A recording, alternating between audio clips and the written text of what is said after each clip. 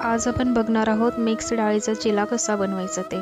त्यासाठी लागणारे साहित्य आहे अर्धा कप मूग डाळ, पाव कप मसूर डाळ, पाव कप चणा डाळ, 1 हिरवी मिरची, 1 इंच आलं, 2 ते 3 लसणाच्या पाकळ्या, 1 बारीक चिरलेला कांदा, 2 टेबलस्पून किसलेले गाजर, 2 टेबलस्पून चिरलेली कोथिंबीर, मीठ चवीनुसार, अर्धा टीस्पून जिरे, पाव टीस्पून हळद, चिमूटभर हिंग, तवा ग्रीस करण्यासाठी थोडे तेल किंवा तूप. आता आपण कृती बघूया. सर्व डाळी 4 ते 6 तास भिजवून घ्यायच्या आहेत. त्यामध्ये आलं, हिरवी मिरची आणि लसूण एकत्र वाटून पीठ तयार करून घ्यायचं.